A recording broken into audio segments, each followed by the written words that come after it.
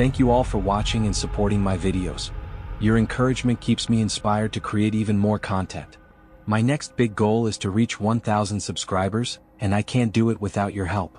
If you enjoy what I create, hit that subscribe button and join me on this journey. Now let's dive into the stories. Darkness.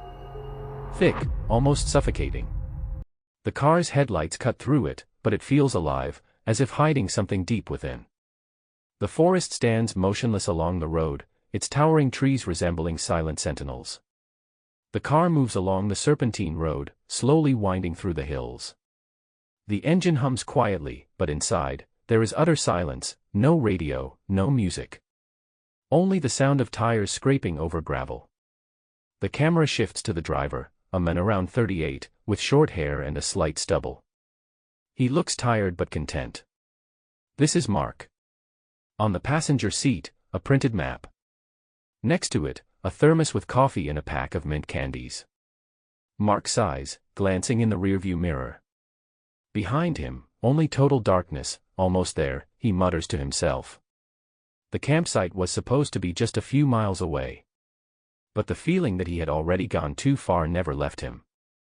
Morning in the city a few hours ago. A bright morning. The city wakes up, filling with the sounds of cars, horns, and voices. Mark stands by the window of his apartment, watching the flow of people. In his hand, a cup of black coffee. His phone vibrates on the table. The screen displays Tom's name. Here's the text without the periods. Hello, Mark answers. Dude, seriously. Into the forest. Alone, why not? I need a break from this chaos. Well. What about bears? Mark smiles. I've got a new SUV. It's almost a tank, all right, traveler. If you don't check in 2 days, I'm calling a rescue team. Deal, says Mark. Hanging up the phone, he throws things into his backpack. A knife, a first aid kit, warm clothes, a few cans of food. At the last moment, he adds a pistol, just in case the road the SUV easily swallows. The miles paved roads turn into dirt paths, then gravel. The GPS shows that the campsite is very close, but something feels off suddenly. The radio, which had been silent the whole way, blares to life with static noise. Damn, Mark mutters, switching it off a few minutes later. He arrives. Silence. The campsite is nothing like the photos. Run down empty tent spots. A charred fire pit. A few wooden tables, worn down by time and weather. Mark gets out of the car. The forest feels unnervingly quiet. No birds chirping, no rustling of small animals. He opens the trunk, pulls out the tent, and sets it up. He lights a fire and prepares dinner. He takes a sip of coffee and feels it again, that inexplicable feeling that someone is watching him. Suddenly, something rustles in the bushes. He quickly grabs the flashlight and shines it toward the sound. Nothing. Maybe the wind, or maybe not. The first night he lies down in his sleeping bag. The forest sounds all around. Then, a quiet laugh barely audible somewhere far away. Mark sits up abruptly, listening. Silence. He reaches for the pistol but leaves it where it is. It's just nerves, he whispers to himself. He closes his eyes. Falls asleep. In the morning, sunlight filters through the branches. Mark wakes up, steps out of the tent, and sees footprints around the car, long. As if someone had been walking barefoot in the night. They lead deeper into the forest. He pulls out the pistol, gripping it tightly in his hand. Who's there? Silence, but he knows, someone is out there.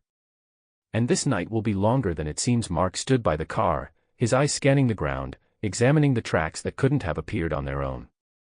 They didn't look human, too long, too thin, and as if someone had been dragged by their legs. He crouched and touched one of the prints with his fingers.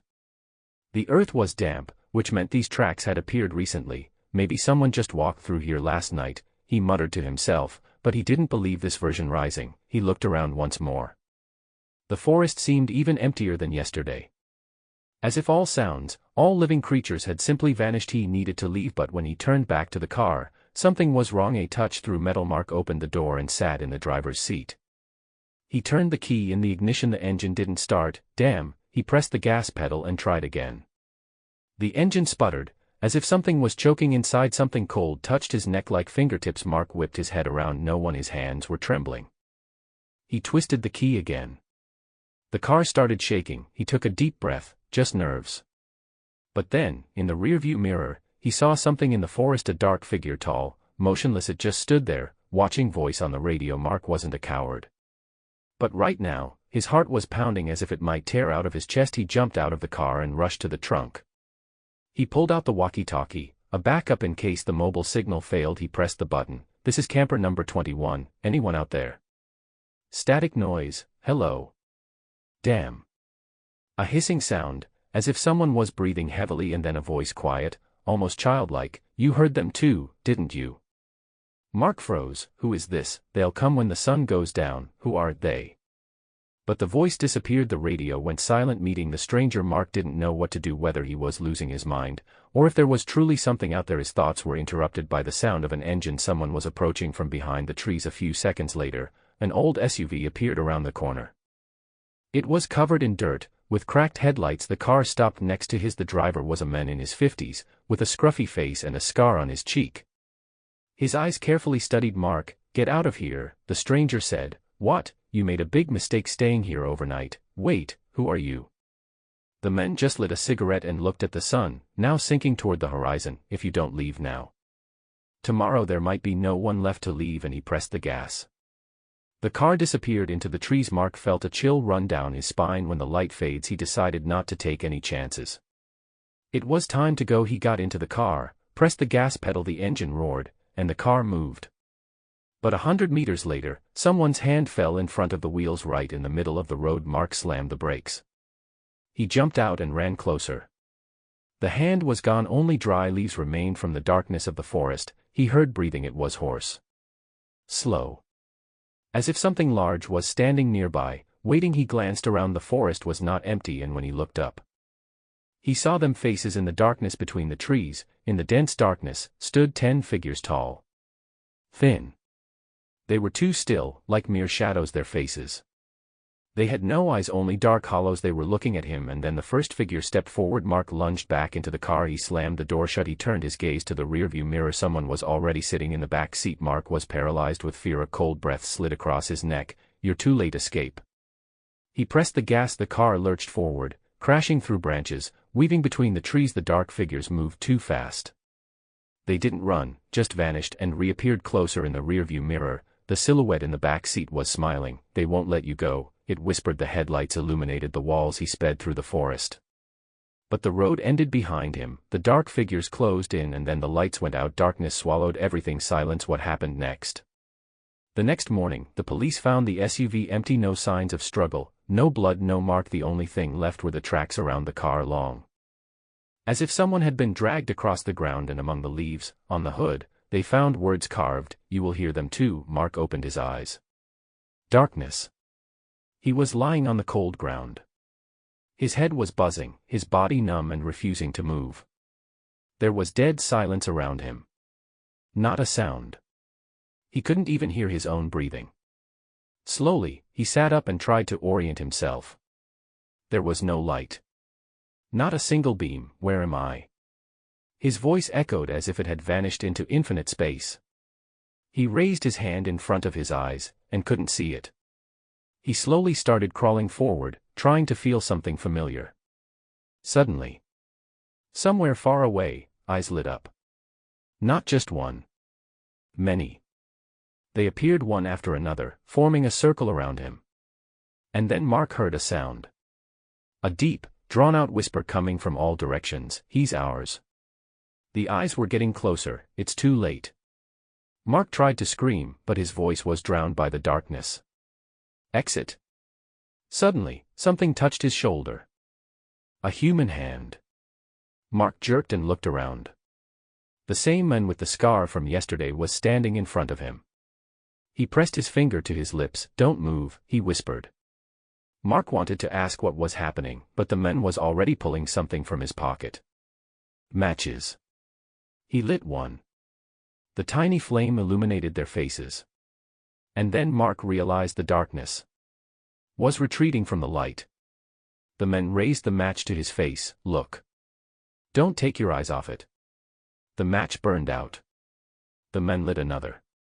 And then Mark woke up. Was it a dream? Morning. Mark was lying in his car.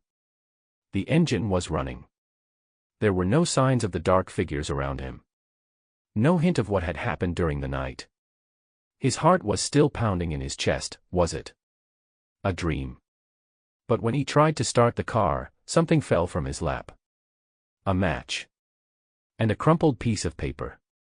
It had something written on it: "If they come again, just light a fire." Mark squeezed the paper in his hand, started the car, and drove off, never looking back again. But as he drove, the radio switched on by itself. A quiet child's voice came through the speakers. "You heard them, didn't you?" The end. Morning. The fresh air and the faint scent of pine trees were exactly what Joel had always wanted for a family getaway. The city had become too cramped for him, and after several years of work-related stress, he decided it was time for a change of scenery. The whole family agreed: a camping trip in the forest. Joel sat behind the wheel, holding a map on his lap and focusing intently on the road. The summer trees danced in the wind by the roadside, and clouds covered the sky. The sound of birds singing could be heard outside the window, as if announcing a new day. This was the beginning of such a peaceful journey. What more could a 52-year-old man want? Finally, a vacation.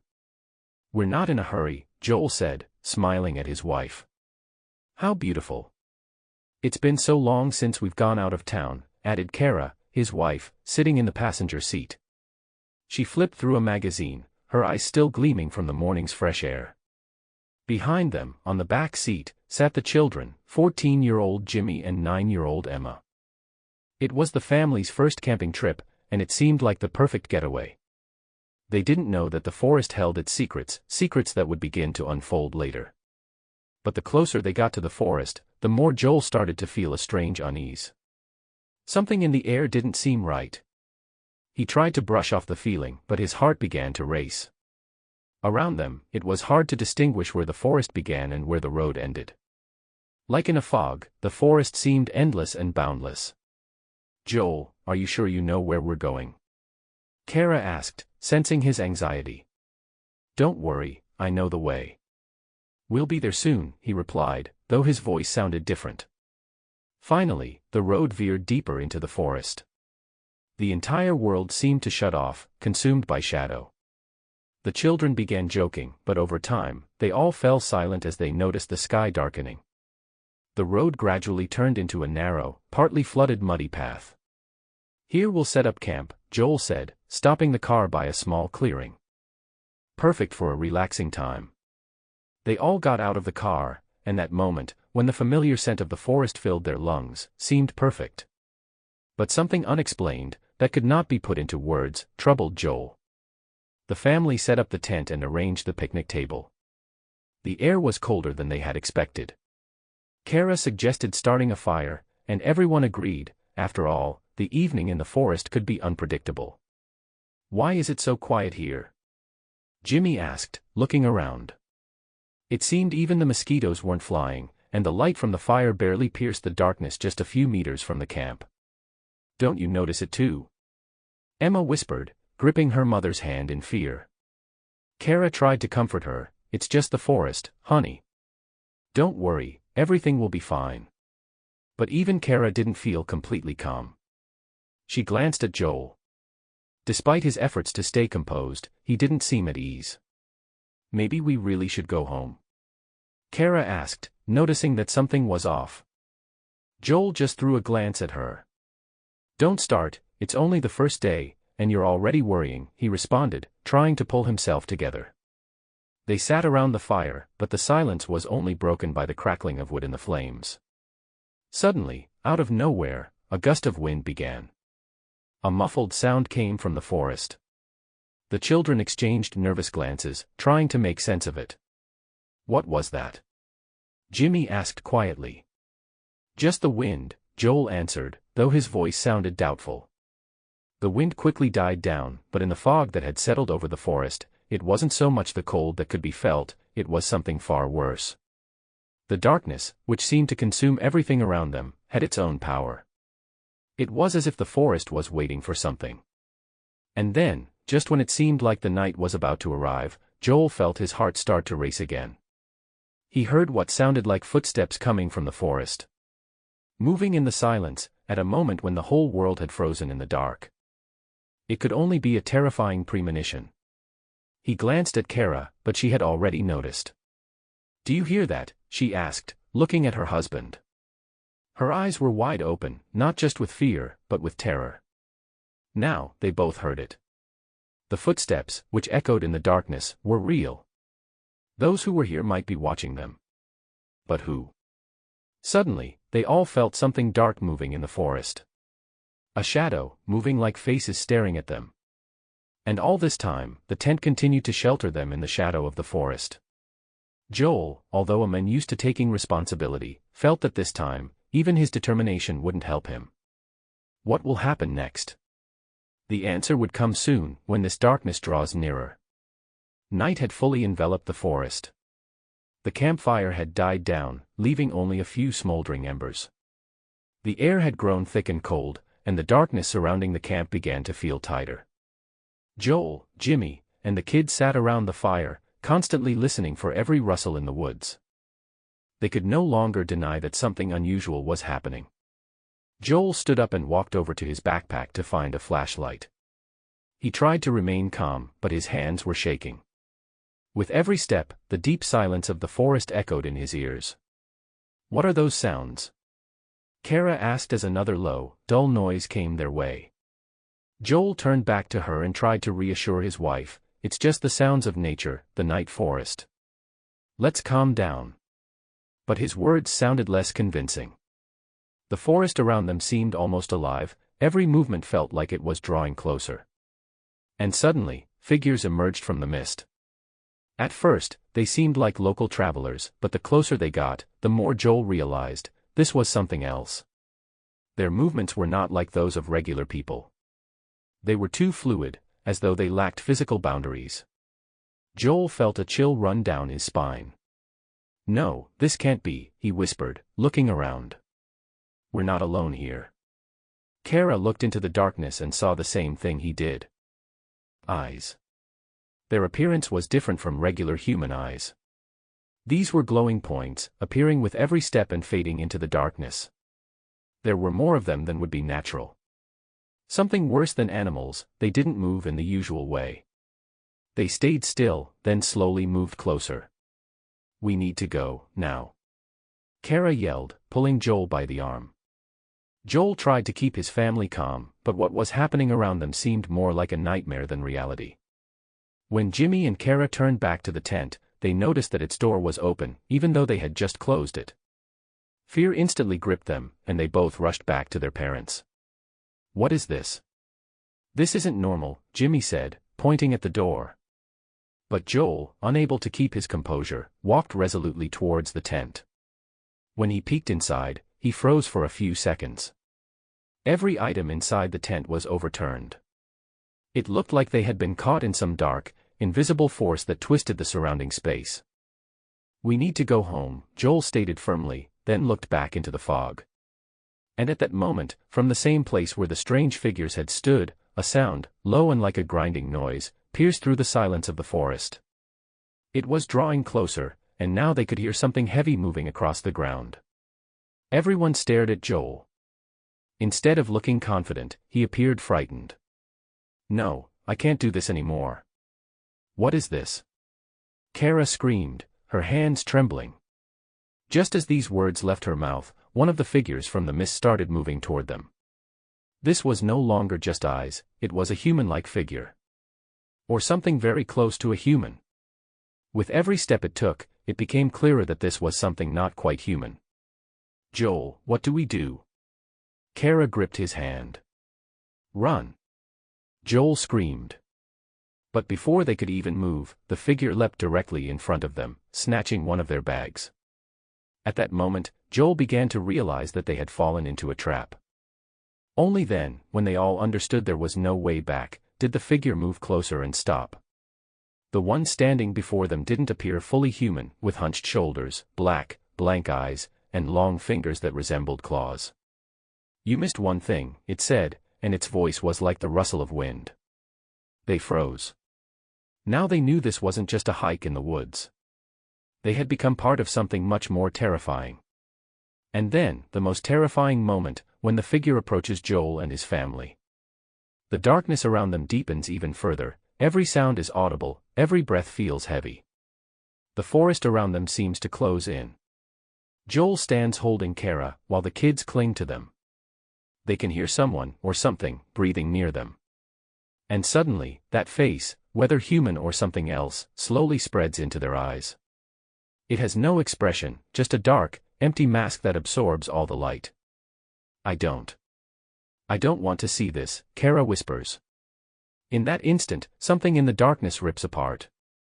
And again, that sound, the grinding noise, now sounding like the creaking of an old tree breaking into pieces. Fear runs through Joel's entire body. But suddenly, in one moment, light appears before them. The fire blazes again, and the figures approaching them stop. The forest begins to retreat, the sounds slowly fade away. But they all feel that this is just a temporary pause in their terrifying adventure. Now Joel understands that what has happened to them cannot be explained. For the first time in his life, he has no answers to what is going on. They didn't just get lost in the forest. They had fallen into a trap, one that nature and darkness had set for them. And they would never be the same again. The situation becomes increasingly tense, and it seems there is no way to retreat. Joel, frozen in fear, holds Kara. They try to move toward the tent, but the darkness seems to expand with every step. The forest breathes, and the figures approaching them cease to be mere abstractions. Now, it's not just eyes in the dark. It's something alive, not just hateful, but malicious. It feels as if the earth itself has decided to take revenge on them. Suddenly, in the midst of this boundless fear, the forest stills. The sound fades, and a figure appears before them, the same one, but now its contours blur, and it begins to slowly collapse, as though fading away. And then, this silhouette starts to speak. You must choose, its voice barely cuts through the silence. Joel freezes, his eyes wide with horror. He wants to ask, but cannot. What to choose, he asks, but his voice seems hollow compared to the creature's. The figure takes a step forward, and now an invisible glow emanates from its eyes, terrifying them all to the core. Life or death. Your choices will lead to one of them. For a moment, nothing happens. They all freeze in place, not understanding what it means. Jimmy and Kara hold hands. Joel takes one decisive step forward, approaches the dark figure, and whispers, I choose life. As soon as the words leave his mouth, the forest comes alive again. The darkness recedes, and the figure dissolves into the air. The fire on the campfire burns again, and everything seems to return to normal. But something has changed. Joel, Kara, and the children stand silently, still shaken by what happened. Now, they understand that even in the forest, they do not feel safe. They have the sense that the forest is watching them and waiting. Are we going home? Jimmy asks, his voice trembling. Joel just nods. But as they prepare to leave, Kara stops and looks back at the forest, where nothing is moving. She sees those same gleaming eyes appear again. This is not the end, she says quietly. It seems like they've left the forest and returned home, but the feeling that someone or something is still watching them doesn't go away.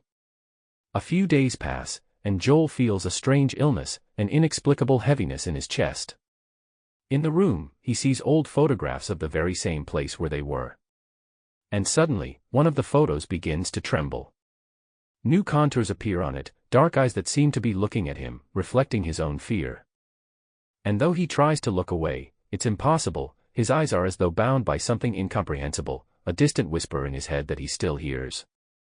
And so, while the whole family prepares for the days ahead, the forest doesn't seem so distant. It waits.